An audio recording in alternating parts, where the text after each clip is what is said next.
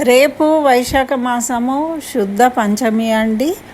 ఇది చాలా పవిత్రమైన రోజు. ఎందుకంటే మనకు ఆదిశంకరాచార్యులు శంకర భగవత్పాదులు అవతరించిన రోజు అన్నమాట. అంటే శంకర జయంతి అంటాము. అయితే వీరు చాలా వాంగ్మయాన్ని మనకెన్నో స్తోత్రాలను అనుగ్రహించారు. అయితే దాంట్లో ఒక పేద బ్రాహ్మణ కుటుంబం కోసము వీరు లక్ష్మీదేవిని స్తుతించి వారికి కనక వర్షం కురిపించారు వాళ్ళ ఇంట్లో. అటువంటి స్తోత్రమే కనకదారా స్తోత్రం. రేపు మనకు శుక్రవారం కలిసి వచ్చింది కాబట్టి అది విశేషము, పంచమి శుక్రవారం.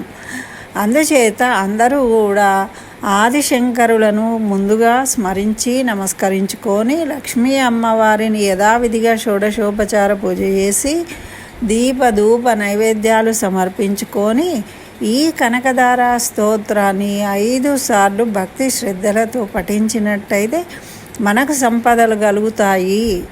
ఆ శంకరాచార్యుల అనుగ్రహం మరియు లక్ష్మీ అమ్మవారి అనుగ్రహంతో మనకు ఈ సంపదలు కలుగుతాయి అని మన పెద్దలు చెప్తూ ఉన్నారు. కాబట్టి అందరూ చేయండి, ఫలితాన్ని పొందండి.